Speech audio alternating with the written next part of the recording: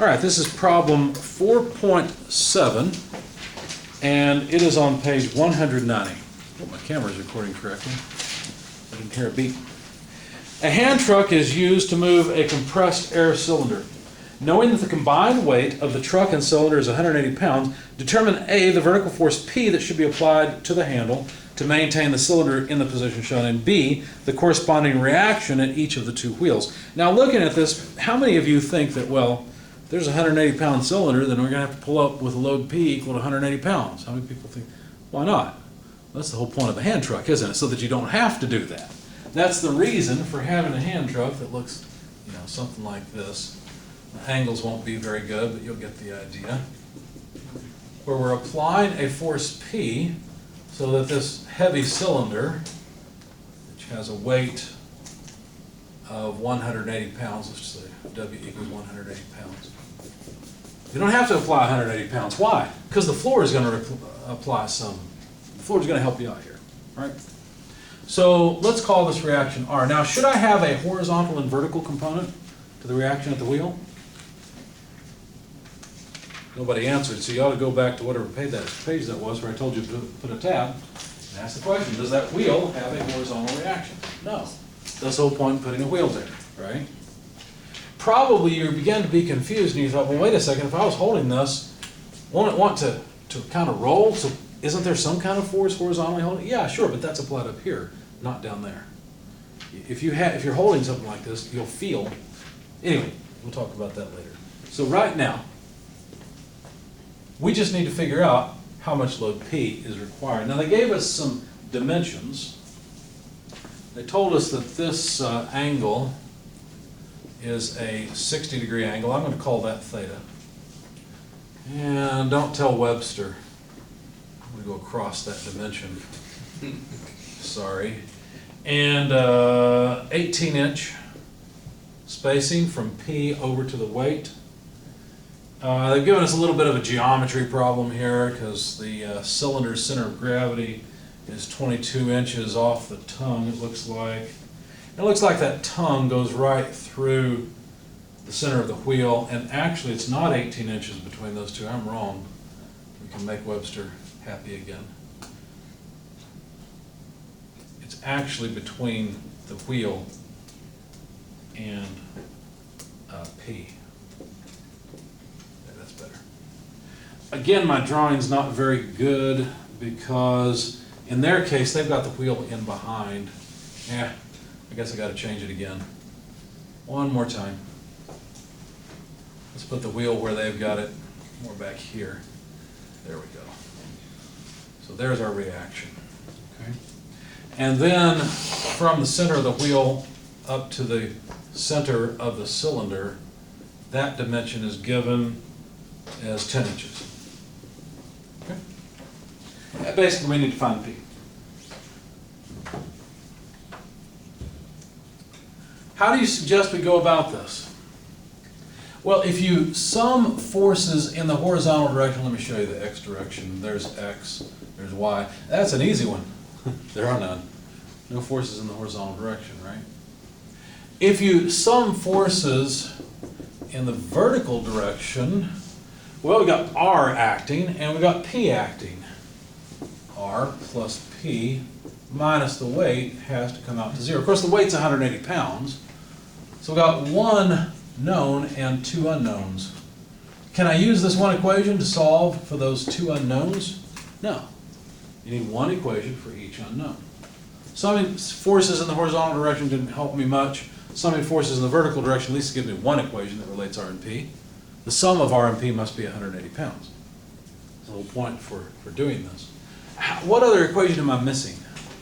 It's a two-dimensional problem. What was the last equation? Sum of forces in the z direction.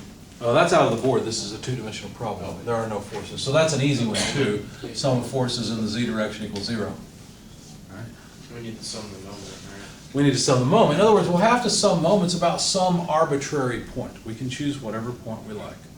It doesn't matter. If you choose to sum moments, say about this point, that's fine. Choose to sum moments about this point, choose to sum moments about this point, that's fine, no problem. But if I choose to sum forces about this point down here, where R is applied, Notice that R passes through the point and therefore has a 0 moment arm. So the moment of R about this point is 0. That will eliminate R from my equation, which is kind of nice. So I'm going to choose to some moments about this point. They must have given it a name. What did they call it? They called it B. So this point right here is point B. I choose to some moments about point B, taking counterclockwise as positive. All right? Let's start off with P. Does P cause a positive moment about B? Does P tend to twist the body counterclockwise, or does it tend to twist the body clockwise? Counterclockwise? Be careful, P's pushing up this way. Clockwise. Clockwise, it's tending to rotate it this way about B, right? So that's a negative thing. So minus P times 18 inches. There's the moment arm, 18 inches, and force P. Notice that the direction of the moment arm is perpendicular to P, so I don't have to bother with an angle between them. That cross product is trivial to compute. Okay. How about the weight? Well, the weight tends to cause a positive moment, doesn't it, about B? Okay. Some students get really confused about this, so I'm trying to go slow. If you have questions, please ask. So plus the weight times what? Well, whatever this distance is. I don't know what that distance is yet. Let me call it x. That way I can complete my equation. I can find x. I haven't yet, but I can find it. I know the weight, so this will give me one unknown in the equation, won't it? So how will I find that distance x? Well, I'll have to use geometry. Basically, I've got to go up 10 inches at an angle and then back 22 inches at a different angle. Here's a better way to think about it. That 22-inch length side is, that's not a very good triangle, not what I'm trying to do. That 22-inch length side is like the hypotenuse of a triangle. Notice that this distance is the distance from G, where the weight's applied, all the way out to, well, let me cheat just a little bit because this is the way they did it. There we go. So it's the distance from G all the way down to the tongue. Notice that that distance is a longer distance than the x that I need, right? Because basically this 10-inch distance allowed me to go over to the right and up before I went back. Maybe I should put it here.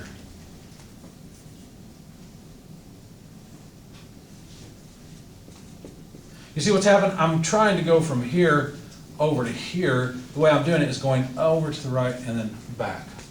So if I could find this distance and this distance, in other words, the base of those two triangles, I could take the difference and that would give me x, which is what I want. So let's take the easy one first, because we know we've got a 60-degree angle in here. How do I find the length of the base of the big triangle? Sine or cosine? Cosine. So that length, hate to introduce so many variables, but let me call it L. L will be 22 inches times the cosine of 60 degrees. Tell me what that number is. Then we'll know L. 22 cos 60 is what?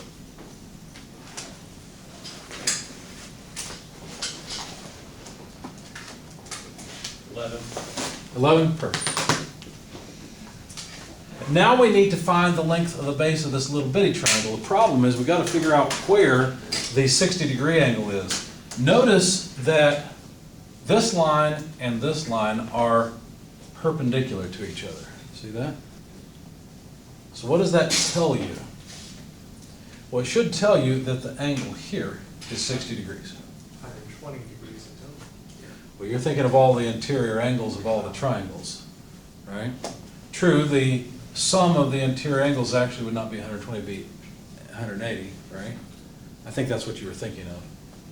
But what I'm doing is I'm using geometry to decide with this little bitty triangle, with a 10-inch, and I'm exaggerating it so you can see it, is the angle here or here? You know what? I think I got it wrong. I don't think it's there. I think the 60-degree angle is over here. Because I know that the angle of this lower line is going to be closer to horizontal, so the larger angle would have to be here. But we could prove it one way or the other by just thinking of the fact that we've got this line here, and that's 60 degrees to this line. These two are 90 degrees. So if I go from here 60 degrees, then all I have to do is go 30 more. So that means this must be a 30-degree angle. That leaves 60 down at the other corner. So I got it wrong at the beginning. I was gonna say, because you're trying, that would be the parallel Yeah. line, when is Yeah. what you're talking about, correct? Yeah, I think so. I have to think through it and make sure it makes sense. Worst case scenario, draw it and solve it.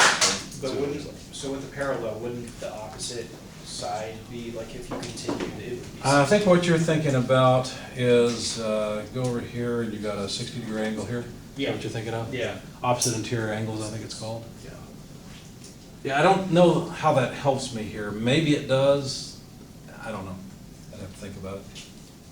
But I figured out what I need to know, which is where the 60-degree angle is. So if I've got a 10-inch side here and I want the length of this side, which I don't know what to call it, I'm going to stop assigning variables now. What is the length of that side? Well, now it's a sine relationship. So I need 10 inches times sine of 60.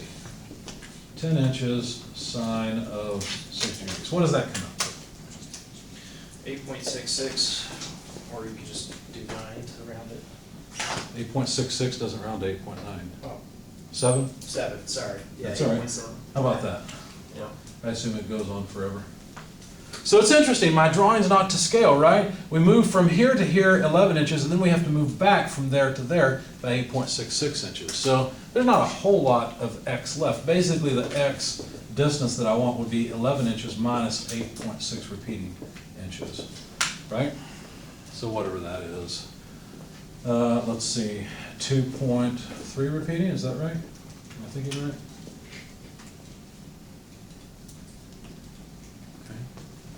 So that distance x that I wanted is, let's see, where do I want to put it? I guess here. 2.3 repeating inches. So now, what did I want? Well, that was the moment arm I wanted. That was x. So this is just 2.3 repeating inches. And so now I can solve for p, because look, now that we've taken care of the geometry, now I can solve for p. P times 18 equals w times 2.3 repeating. Notice I'm not bothering with the inches. Another way to say this is that I've canceled inches throughout, okay? And so now all I have to do is say p is equal to w times 2.3 repeating over 18. It's roughly 2/18 of the weight, right?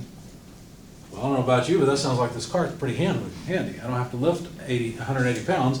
I have to lift 2/18 of 180 pounds. It's a pretty good deal. 180 pounds multiplied by 2.3 repeating over 18 comes out to what? About 10 pounds.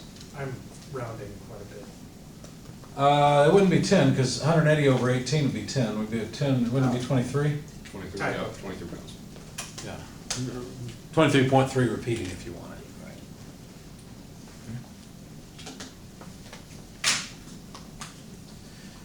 But that's not all they wanted. They said also find the corresponding reaction at each of the two wheels.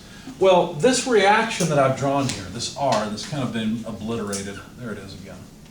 That reaction, isn't that going to be the total force at the two wheels as a sum? Right?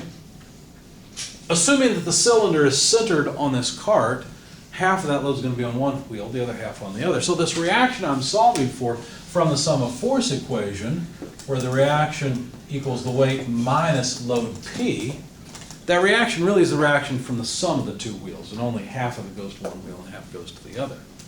So this would be equal to, let me get some space, don't do that anymore, 180 pounds minus 23.3 repeating pounds. So what does that come out to? 156.6 repeating? It's 156.7. 0.7, yeah, so 156.6 repeating. Okay. That's the reaction at the two wheels together. So the reaction at one wheel, so this is for both. So for one wheel, here, because this is one of our prizes, this is what we came for, right? So the reaction at one of the wheels, let's just say R over 2, then would be half of that. So 150 is what, 75.3, no, 78.35. I'm not thinking the right thing. 78 point, but wouldn't it be 3 repeating, because we gotta cut that in half? No, however you wanna do it. So you'd have to have a tire that could take that load, 78 pounds, if you wanna move this thing around. And then you can move it around with a, you know, a 23-pound support load. And if you're really lazy, I mean efficient, you just weld something on here, take it down to the ground, put another wheel down there, right? Yeah, you just push it. You just push it around, it's easy. There Any you go. questions? There's my real life example of status problem. Yeah. Any questions about, yes, sir? Where did you get the 2 from R over 2? Because this reaction is what both wheels are pushing up with. So I just took R over 2 to figure out what one wheel had to push up with. So it's load on one wheel, one tire. Good question. Anything else?